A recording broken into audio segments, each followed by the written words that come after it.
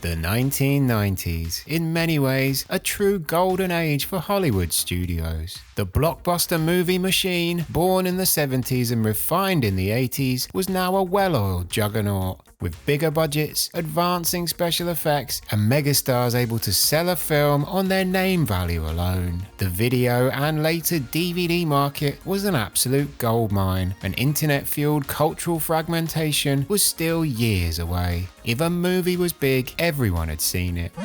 But not every film with major ambitions would hit the mark in the 90s. Some wannabe blockbusters, crafted to be all-conquering pop culture moments, with the potential for sequels, spin-offs and merchandise cash-ins, in fact ended up largely forgotten before the world moved wearily towards a brand new century. And today, in the second episode of Lost Blockbusters, we're heading to a new decade to explore 4 fascinating examples of major studio releases that fell by the wayside. Isn't that right, Sly? I am the law! Oh, you always say that. Anyway, as Lost Blockbusters itself makes it to a sequel, we're swinging into action to get under the bonnet of 4 1990s releases which weren't quite as off the hook as their studios had hoped when they landed in cinemas.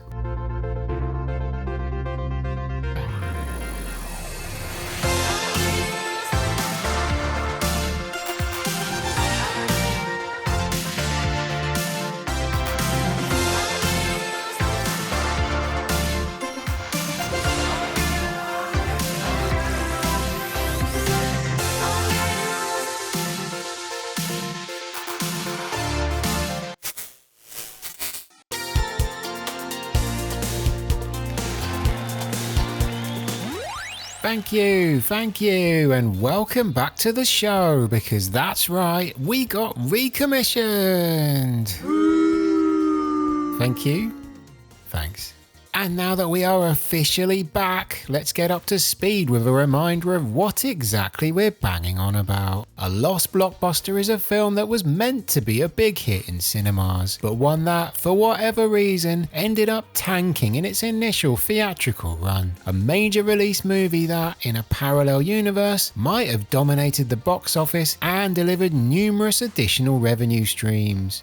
In our reality though, even if some found a second life on home video, TV airings or even streaming, these movies lost their chance at achieving blockbuster status forevermore. Because say it with me, if it wasn't a hit in cinemas, it wasn't a blockbuster. We learned it was a flop. And for the first of 4 Lost Blockbusters we'll be covering tonight, we're strapping on a jetpack and flying all the way back to 1991. To a time when Disney thought they had the new Indiana Jones ready to go as a young director, and George Lucas' protege offered up an Art Deco comic strip adaptation that promised not just a smash hit film, but sequels, toy sales, and even critical acclaim. Even if it just about achieved the last one, the other aims ended up unfulfilled. But why did one of the early 90s biggest cinematic what-ifs never quite manage to take off?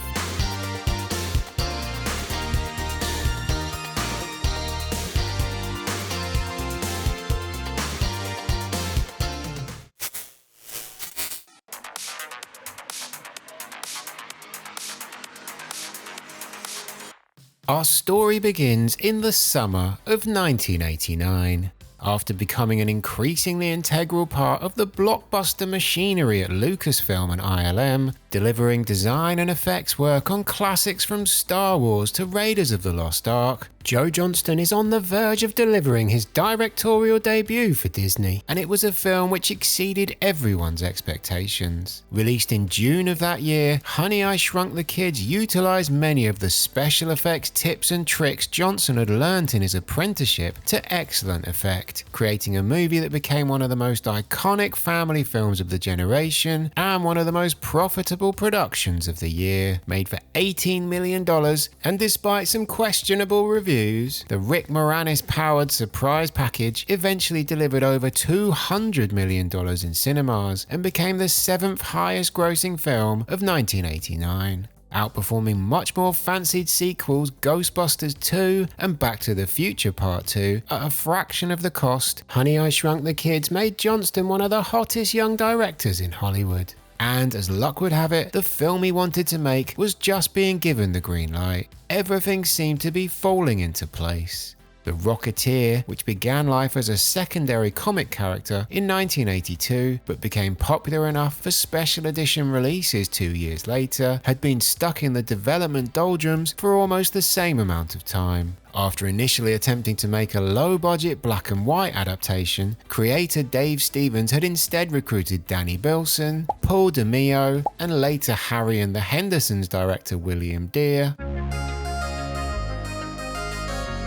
to craft a Hollywood-ready script to shop around the major studios, telling the same tale as the original comic strip, with stunt pilot Cliff Secord discovering a jetpack in the late 1930s that allows him to fly without the need of a plane. The movie version was tweaked to become both more family-friendly, for example changing Cliff's girlfriend's profession from nude model to acting extra, and blockbuster movie ready, relocating the story to Hollywood and ending the film on a huge Zeppelin-based set piece. With these updates in place and executives seeing the potential for toy sales, theme park integrations and financial upsides which could take the brand to infinity and beyond, Disney eventually bit and agreed to make the Rocketeer movie a reality. Joe Johnston had been a big fan of the comics and used his newfound clout as a director to campaign hard for the chair on the project. The Rocketeer and Johnston, who'd not only just made a hit for Disney, but also had considerable visual effects experience, felt like a match made in heaven. Execs must have been seeing dollar bills in their sleep, so much so that Jeffrey Katzenberg, the studio's chairman, moved the project from a Touchstone Pictures release to being Walt Disney Pictures' tentpole summer movie of 1991.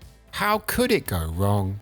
The story of the Rocketeer took audiences back to a pre-World War II 1930s California, where young stunt pilot Cliff, played by Bill Campbell, unwittingly comes into possession of a top-secret rocket-powered jetpack that gives whoever wears it the ability to fly, but which is also much coveted by the Nazis. After using the jetpack to avert a nearly deadly accident at an air show, the story of the Rocketeer becomes the talk of the town. What unfolds is a tale of German spies, Hollywood dreams, gangsters, Howard Hughes, the FBI, and Cliff's true love, aspiring actress Jenny, played by Jennifer Connelly. The setting and time period allowed for a beautiful Art Deco design palette to be implemented, and the likes of Timothy Dalton, Alan Arkin, and Paul Sorvino filled out the first-class cast list. Cameras rolled on the Rocketeer in September of 1990, wrapping up in early 91 across Los Angeles, by which point Disney, despite the fact that Johnston fought for Campbell to play the lead rather than their first choice, Johnny Depp, were all in on the film becoming their next cash cow. During production, they increased the budget from $25 to $35 million to allow the picture to become grander in scope, before agreeing numerous brand tie-ins and setting in motion plans for a huge range of video games, toys, clothes, and various other merchandise lines. They spent $20 million on TV adverts prior to release. Make no mistake, the Rocketeer was going to be the start of something huge. When the film premiered at the newly refurbished El Capitan Theatre on June 19th of 1991, the buzz, whether manufactured or organic, was considerable. Reviews were generally positive too, though the likes of Leonard Maltin noted the gee-whiz innocence of Saturday matinee serials, and Janet Maslin said in the New York Times that it had everything it needs except a personality of its own. The overall sentiment was a good one. Roger Ebert and Gene Siskel both gave it a thumbs up, and Peter Travers in Rolling Stone was gushing with praise. The Rocketeer is more than one of the best films of the summer. It's the kind of movie magic that we don't see much anymore, the kind that charms us rather than bullying us into suspending disbelief.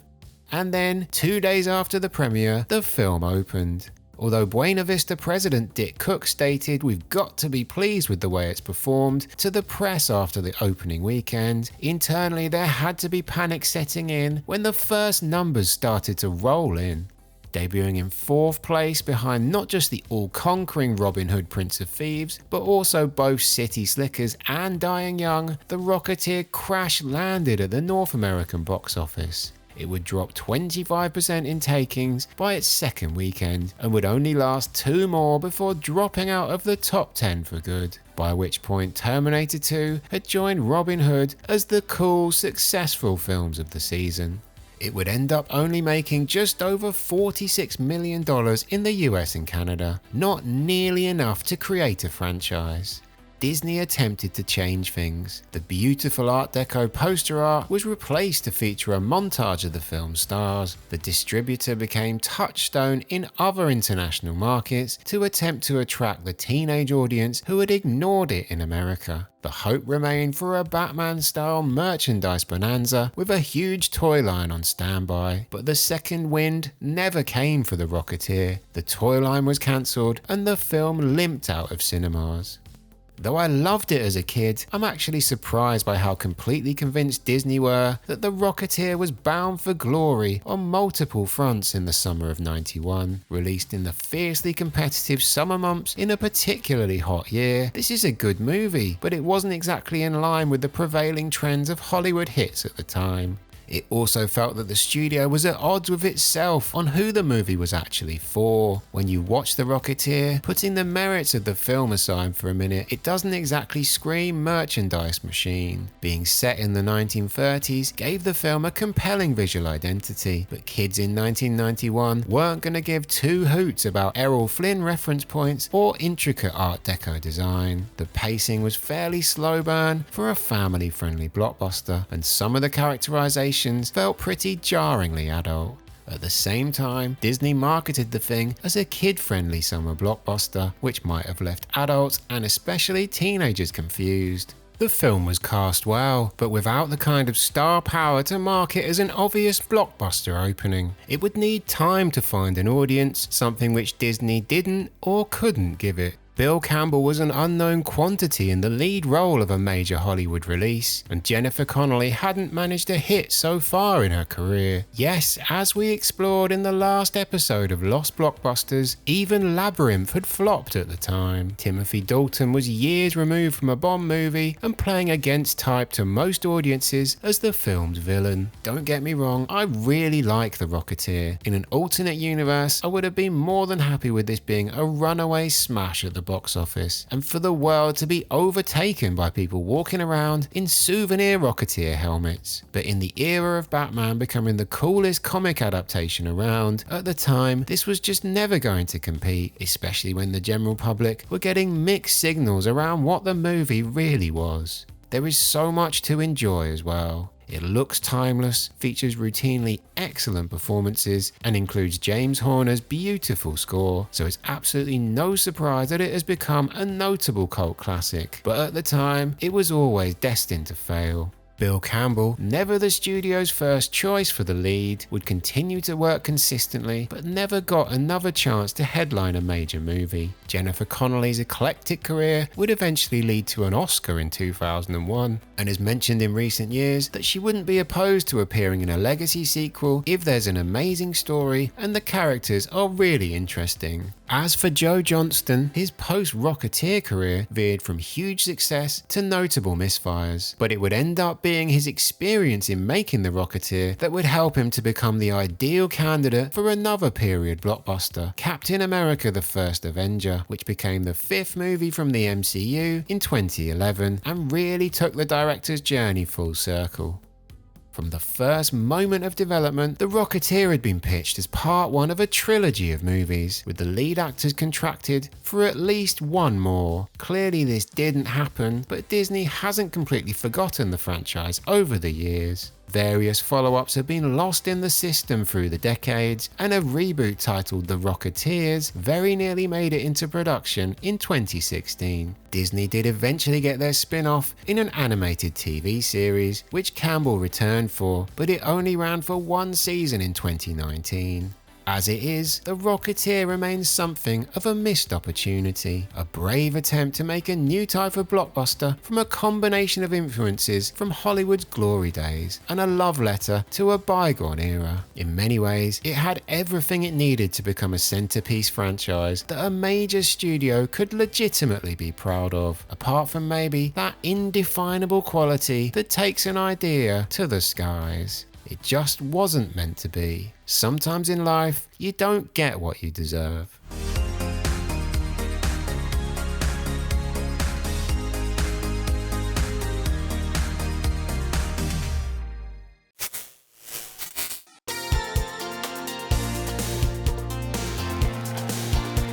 Welcome back. For our second film tonight, we're taking the culture slice time machine forward a few years to June of 1995 for a Lost Blockbuster story that combined a heady mix of adapting a much-loved source material, a superstar lead actor, and a rookie director with very different visions, and a studio with expectations for one of the biggest hits of the summer. But was this mid-90s effort's poor reception at the time, both critically and commercially, really justified? And how can a movie that made over $100 million in cinemas be considered a lost blockbuster? Stay tuned to find out.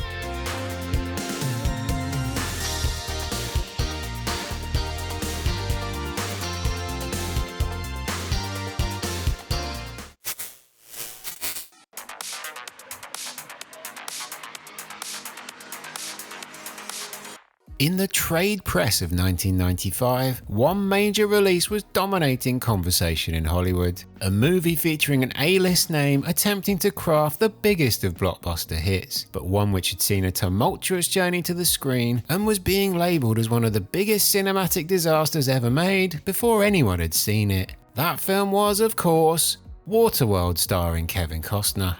But there was another movie on the horizon that shared many traits with Waterworld. This project also featured a major Hollywood star, headlining a post-apocalyptic action movie with a troubled production and an enormous budget. Like Waterworld, it had become a staple of industry gossip for months, with rumours of on-set clashes and creative differences aplenty. Although at least on this movie, there had been no instances of the set sinking into the Pacific Ocean. Also, unlike Waterworld, which would go on to carve a second life on the small screen and inspire theme park attractions in its honour before eventually turning a profit, the other movie, Sylvester Stallone's Judge Dredd, would fail to make any sort of lasting impact.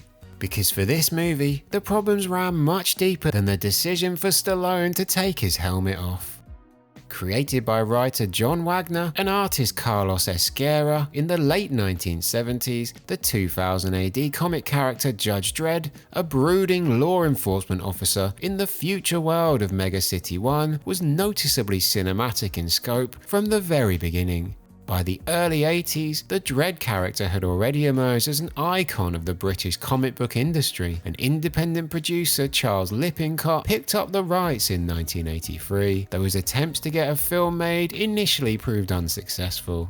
It was not until the early 90s that a Judge Dredd movie would go into active development under producer Edward Pressman at Disney subsidiary Hollywood Pictures, a brand which had been created to deliver more adult-oriented fare than the standard Walt Disney Pictures release. In those early stages, Arnold Schwarzenegger was seen as the obvious choice for the role, and Top Gun director Tony Scott was amongst the names tapped up to make it. Clearly, neither of these things happened, and with the project in a state of flux, a young British director seized an opportunity. Having been a huge Dredd fan as a kid, to the point where he had created his own movie poster for the character years earlier that had been published in 2000 AD, Danny Cannon was delighted about a Judge Dredd film being made. He also had a means to influence the situation, having caught Hollywood's attention with his low-budget debut The Young Americans in 1993. Cannon actively pitched to get the job, turning down the chance to make Die Hard with a Vengeance in the process, and he eventually did get it towards the end of the same year. He even managed to convince Disney to allow him to shoot the movie at Shepperton Studios in England, far away from the prying eyes of Hollywood execs. Before long though, it became clear that this was something of a poisoned chalice for Cannon.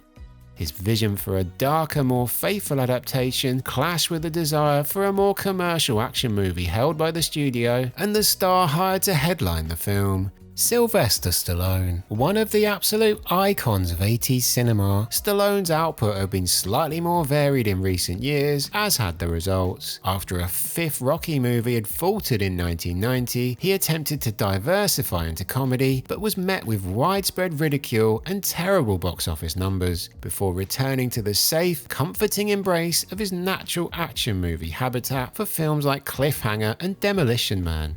Though these movies were financially successful, there was still a sense that he, like Cannon, though at completely different stages of their journeys, had something to prove. If Judge Dredd could dominate the box office, Stallone could reiterate his status as a king of the Hollywood jungle. As the story goes, the star had never heard of the character before signing on and was under the impression he would be making a buddy action comedy sci-fi hybrid, which led to continuous requests for rewrites and clashes behind the scenes. On set, Cannon and Stallone's frosty relationship continued.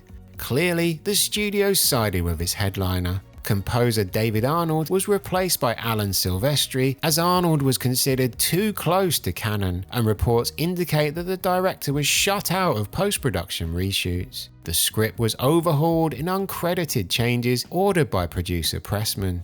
Even the costumes were updated, designed by Stallone's friend Gianni Versace, although they do, to be fair, look fabulous, darling.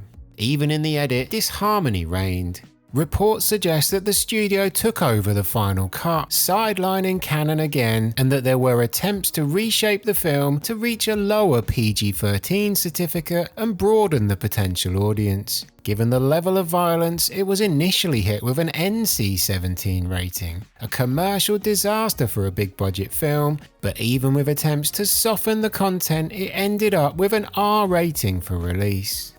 Learning about the chaos backstage, I guess it's a wonder they managed to get a vaguely coherent movie made. But they did, and that film was set in the year 2139, where Stallone's Dredd, the most famous of the judges, a group who act as police, jury, and executioner, attempts to keep some semblance of peace in the crime-ridden Megacity 1. Dredd is framed for murder by his clone brother Rico, played by the scenery-chewing Armand DeSanti, who plans to take over Megacity 1. Dredd, captured by a group of thugs on the way to prison, must team up with his newfound ally Fergie, played by, yes, Rob Schneider, and find a way to get back to the city and stop Rico from enacting his plans. From the jump, fans were apoplectic about the numerous changes made to the source material, with the decision to remove Dredd's helmet going completely against such a symbolic character trait in the comics, creating a sense of rage in comic book stores across the world. Removing much of the cynical, satirical overtones and adding in slapstick humour seemed to go against the essence of the original stories as well. Aside from anything though, it's also comic relief that isn't done particularly well. Moves like making Diane Lane's Judge Hershey a love interest for Dredd didn't go down too well either. Critics, less concerned with the detail of the transfer and more with the quality of the picture, were not kind in their assessment. The internal battle for the soul of the film was clearly visible on screen.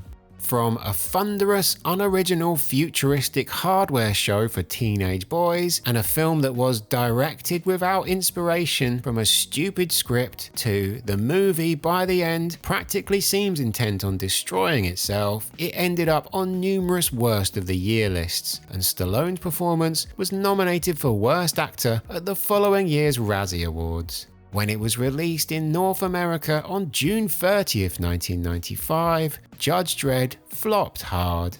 Landing in just 5th place on its opening weekend, the film was only the 3rd biggest new release on the charts. It had been outperformed by not only Apollo 13, but also the Mighty Morphin Power Rangers movie. This was not a good look for such a prestige summer release. In the end, it would fall out of the top 10 after just 3 weeks on release and make under $35 million in North America, more than $3 million less than Power Rangers.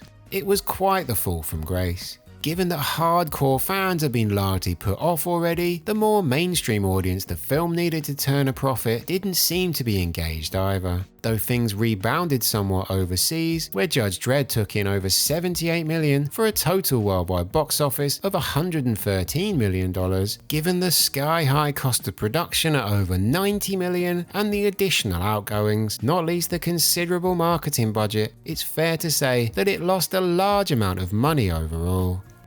The thing is, Judge Dredd had everything going for it to be a great adaptation, but poor communication and an inability to lock down a clear vision ahead of time ended up sinking a comic book movie that could have been special. It isn't a total dud. Revisiting it decades after its release, I certainly found positives.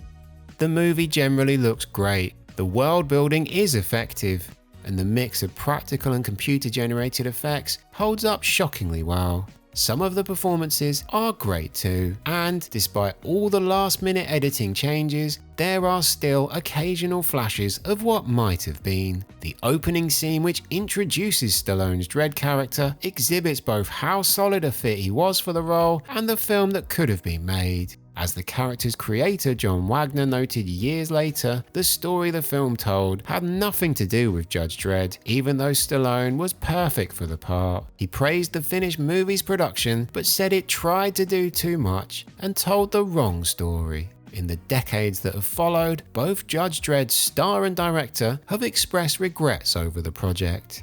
Stallone later admitted, "The biggest mistake I ever made was with the sloppy handling of Judge Dredd," while Danny Cannon vowed never to work with another self-absorbed actor after claiming that the constant changes requested by Stallone had altered the final film beyond recognition. Danny Cannon was just 27 years old when production began on the film. Given that I am, just slightly older than that now, if I look back to myself at that age, then the idea of taking charge of anything even close to this scale would have sent me over the deep end. The daunting task of dealing with such a large production would be tough for anyone to navigate, no matter the level of confidence or talent. It was perhaps a step too far at such an early stage, as much for the experience required to navigate the political games of Hollywood as for actually delivering the movie.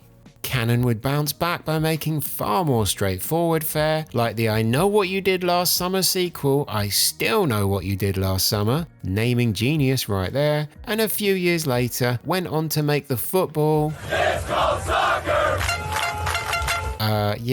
Anyway, he made the film Goal, a planned franchise starter which, unlike Dredd, did make it to sequels, although Cannon was long gone from the project by that stage. His biggest success has come on TV, with his work as a creative driving force behind the CSI franchise, one of the most successful in television history.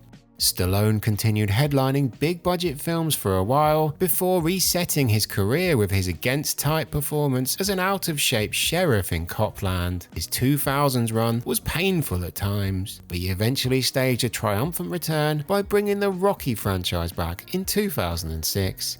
Reflecting on it now, it's fair to say Judge Dredd marked the end of his time as one of Hollywood's absolute top-tier megastars. In 2012, Carl Urban's Dredd finally gave fans of 2000 AD the movie they had always wanted. It remains a cult favourite despite being criminally undervalued at the worldwide box office. As for the 1995 version, it largely lives on as a punchline, a textbook example of how not to adapt a comic book movie, though I still maintain that Judge Dredd was on the verge of something great and defeat was snatched from the jaws of victory. This lost blockbuster was, unquestionably, still very much a defeat.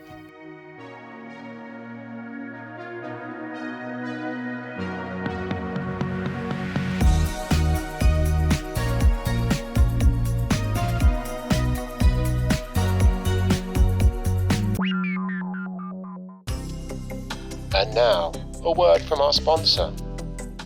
Hi, it's me. I'm the sponsor. If you enjoy this kind of thing, then liking and subscribing really does help with the channel's growth, feeds the always hungry YouTube algorithm, and supports making sure we can continue to release these videos. Right, on with the show.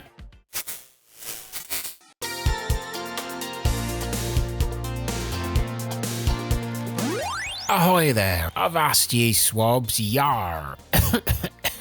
Sorry about that, I came over all pirate for a second there. Go back to Treasure Island!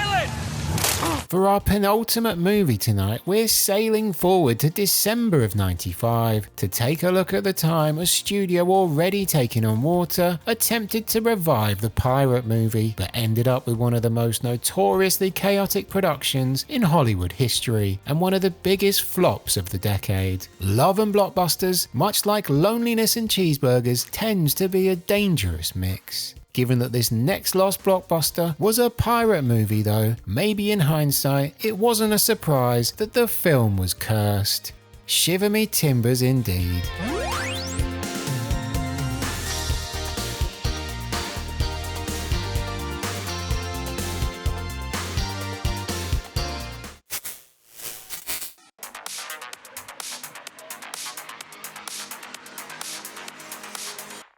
In the long history of notorious box office misfires, it's still a pretty unique club of films that are held directly responsible for shutting down a studio. Some ended entire Hollywood eras, like Heaven's Gate, whilst others sunk divisions before they'd even really got started, like Titan AE. In the end, of course, it all comes down to money. Spending on ambitious films can quickly go completely out of control. Blockbusters are a high-risk game if they don't come off, and sometimes there is an element of bad luck in between all the bad decisions. And Cutthroat Island had plenty of both.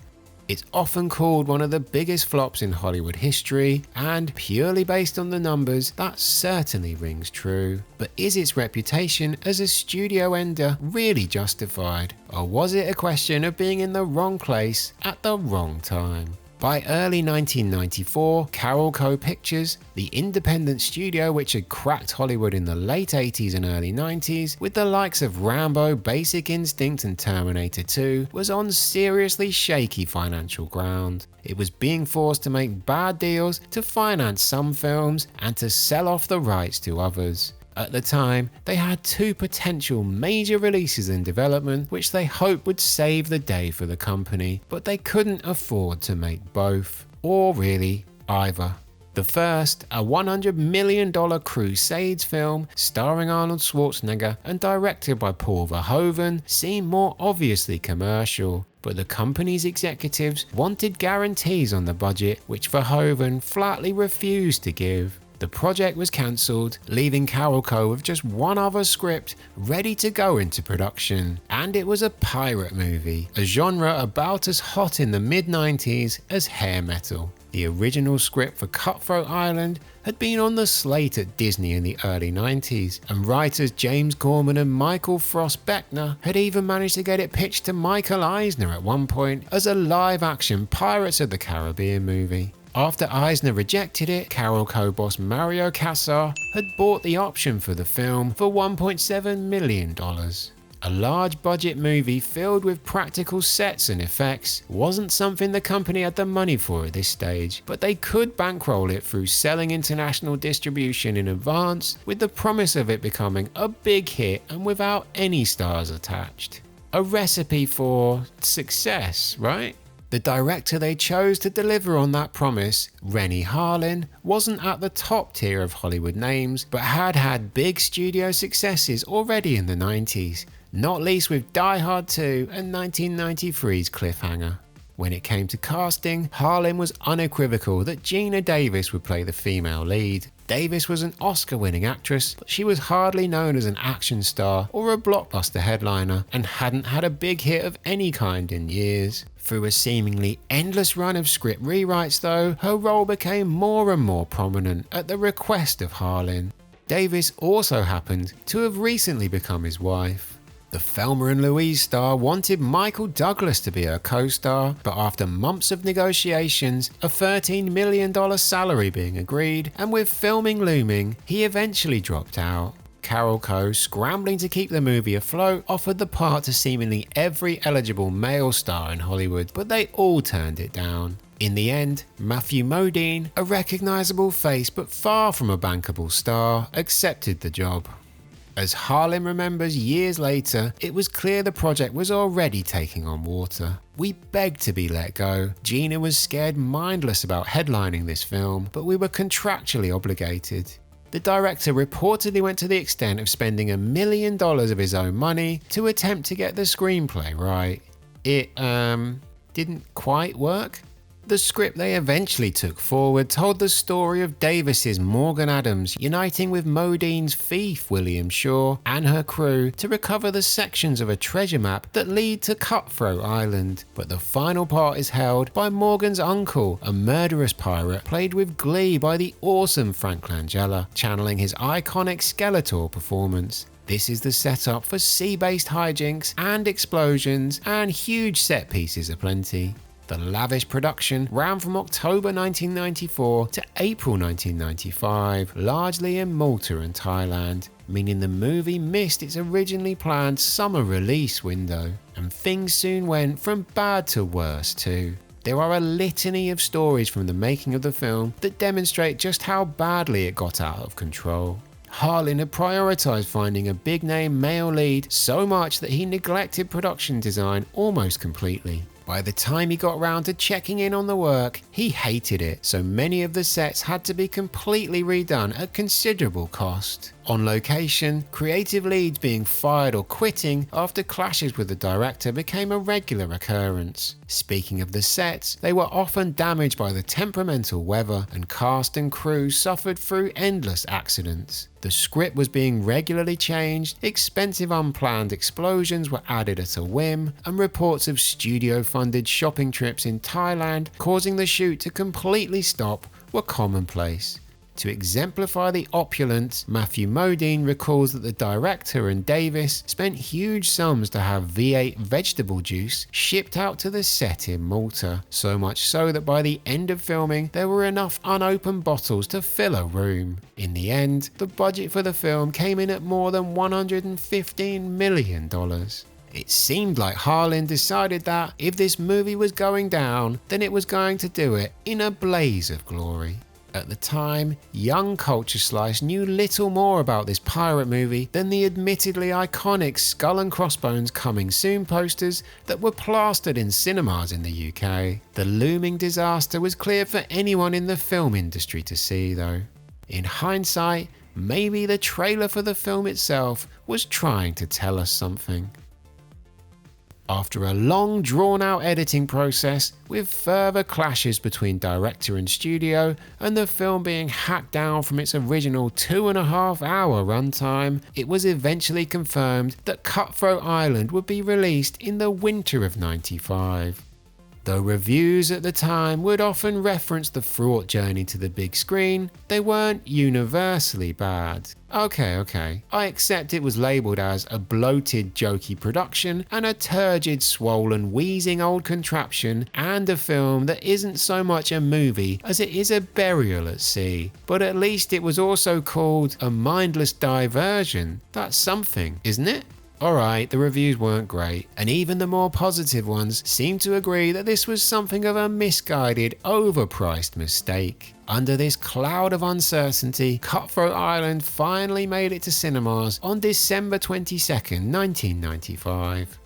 Of all the box office takings I've covered on this channel so far, Cutthroat Island might be the most painful to sift through. After costing north of $100 million just to make the thing, it failed to even crack the top 10 in North America in its opening weekend. I mean, there were some big movies in theatres at the time, and MGM, the film's distributor, was going through a takeover itself, so barely had a marketing rollout plan in place. But receipts of just over $4 million in its first week of release were still truly terrible on any scale.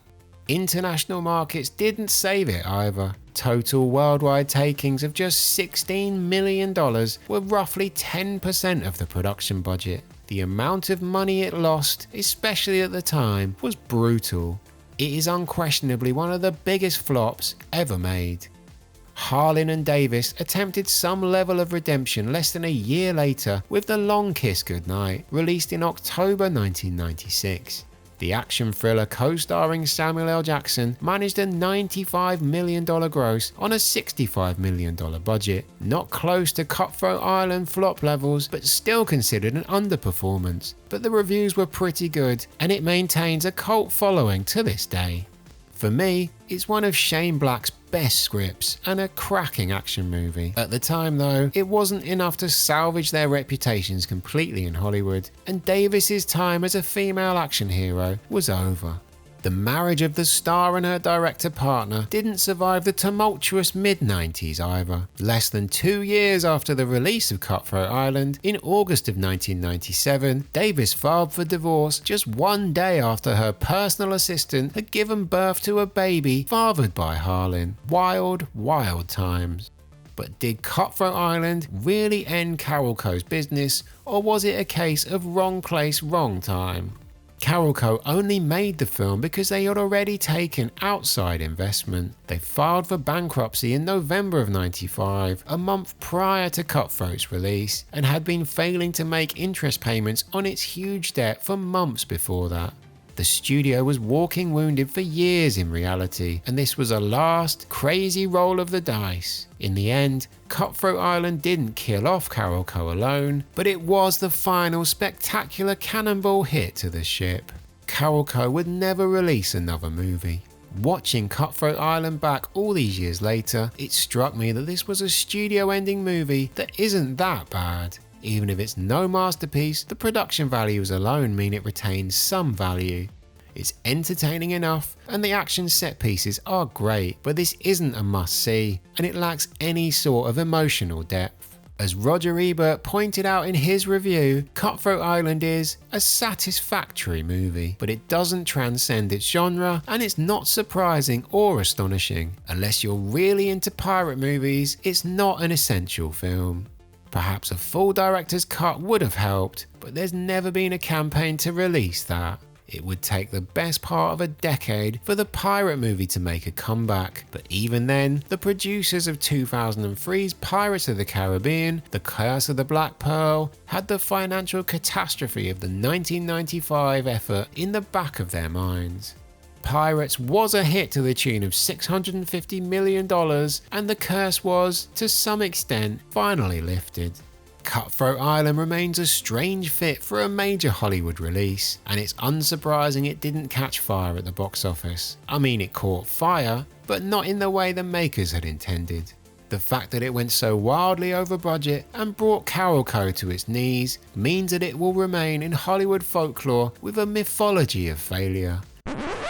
And yet, however misguided Cutthroat Island was, there's something strangely admirable about the unfiltered ambition of the film. Precisely 0 corners were cut, they aimed for the pot of gold and ended up walking the plank because of it. Although it wasn't just the key players who sank, the whole ship went down with them.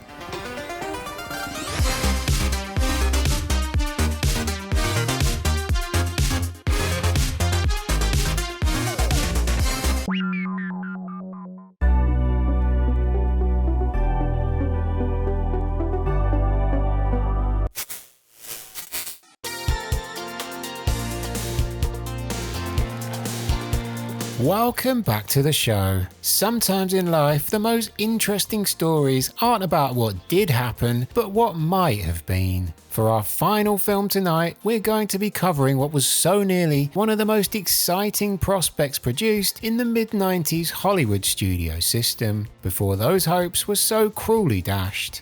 It's a film that ended up feeling out of step with the sardonic counterculture vibe of the summer of 1996, despite introducing one of the original superheroes to a new generation and featuring a number of familiar faces at different stages of their career journeys. A mysterious comic strip hero brought into the modern age, only to stumble spectacularly at the box office.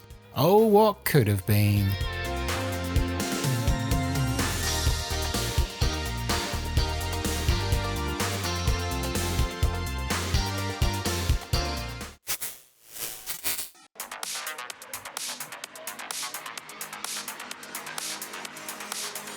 There were some strange things going on with comic adaptations in the 1990s. After the insane success of Batman in '89, it felt like the floodgates would open for a huge wave of major superhero names to roll out of Hollywood and dominate the box office and reshape the industry. That would happen, only it would be almost 2 decades until it did. In the 90s though, that wasn't really happening. One movement that had been on trend was an attempt to take old school pulp fiction characters and make them into bankable modern day blockbuster leads, ranging from Dick Tracy, which was a hit, to The Shadow, which was not. By 1996, another classic figure of yesteryear was ready to enter the fray, and the studio behind it seemed bewilderingly confident of its impending success. The daily comic strips of the Phantom, acknowledged as the first superhero character to wear the skin-tight costume that would become a trademark of the format, date way back to the 1930s. But as numerous other heroes of various shapes and colours managed to make it to the screen, the Phantom remained a ghost in Hollywood for decades. In the late 1970s, Sergio Leone, a huge fan of the comic, was keen to make an adaptation and very nearly did, before a lack of funding and his prioritising of Once Upon a Time in America scuppered what would have been a fascinating project to see come to life. The version we did get was initially developed at Paramount by Joe Dante in the early 90s. Dante had been one of the most interesting directors to break out in the 1980s, having a massive hit with Gremlins, but also making cool, less successful films like Inner Space and The Burbs. When Warner Brothers begged Dante for a Gremlins sequel, he got complete creative control and made one of the maddest major studio releases ever. It wasn't a financial success at the time, but Gremlins 2 remains one of my favourite films to revisit from the early 90s. And it was that new batch energy that Dante wanted to bring to the Phantom as well. His vision was to create a spoof of the genre, and the script he crafted with writer Jeffrey Boehm reflected that. At the last minute though, as Dante remembers, Paramount cancelled the project. We were a few weeks away from shooting when the plug was pulled over the budget and the presence of a winged demon at the climax. A year or so later, it was put back into production, Sun's Demon, only nobody seemed to notice it was written to be funny. With a confused perspective on the script, Paramount sent out a search party to find a new director who could bring the movie in cheaper and on time. They had 10 months to deliver the film for its July 1996 release date. The man they eventually selected was Australian Simon Windsor, known by most for directing Free Willy, which had been a huge hit in 1994, and Operation Dumbo Drop, which had not in 1995. But he was a big fan of the comics and he had a solution to wipe roughly $12 million from the budget. That did the job. Windsor was in. Watching this all go by was Billy Zane, long attached to the title role and already a big fan of the comic character, and having spent more than a year going full method and getting himself unbelievably jacked for the job. That job saw Zane play the part of Kit Walker, the latest descendant in a long line of men to be bestowed with the Phantom identity, a crime-fighting figure known as the Ghost Who Walks, complete with a pet wolf called Devil and a white horse named Hero. Working with Kit's former girlfriend Diana, Christy Swanson, who will always be Buffy the Vampire Slayer to me, Phantom must stop rich power-mad criminal Xander Drax, played brilliantly by Treat Williams, who is looking to work with pirate Kabe Singh, Mortal Kombat legend Kari Hiroyuki Tagawa, to combine the three skulls of Tuganda, which possess enormous power. Along the way, a young Catherine Zeta-Jones turns up as a pirate with a heart of gold, and the ghost of Patrick McGugan appears as the Phantom's dad.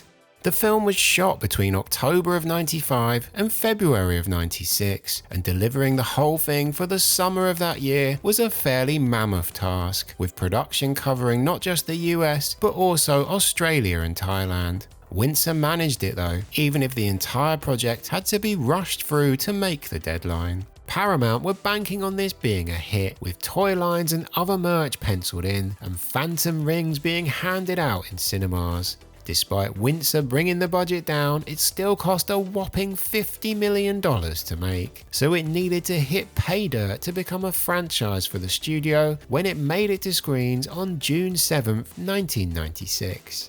Critics were polite in their assessments generally, but little early response denoted that this would be a film that became a pop culture moment. Even the positive reviews ranged from the pleasures of familiar but not the least bit inspired, to pleasantly old-fashioned, the opposite of avant-garde and cutting edge. while most noted the costume was a tad jarring. Sorry Phantom, but the purple suit has to go was the consensus. As Owen Gleiberman noted in Entertainment Weekly, the film, while crisply shot, has even less personality than such crusader retreads as The Rocketeer and The Shadow. As we've already explored, The Rocketeer was far from a hit. Perhaps unsurprisingly, The Phantom would follow this trend. Failing to even make the top 5 in its opening weekend, it earned little more than $17 million in North America and $23.5 million worldwide, less than half of its budget. In a summer when the likes of Independence Day, Mission Impossible and The Rock were tearing up the international box office, The Phantom was a throwback that nobody seemed to need. Though it retains its fans and found something of a second life on the small screen, Paramount's dreams of multiple films and merchandise lines remained unfulfilled. Simon Windsor went back to making non-blockbusters after The Phantom's failure, seemingly largely involving animals. Although Murder, She Heard may be one of the best titles I've ever heard for anything, ever. Billy Zane never got a chance to be the lead in a summer blockbuster again, but a year later he did have a major role as the main villain in the highest grossing film of all time.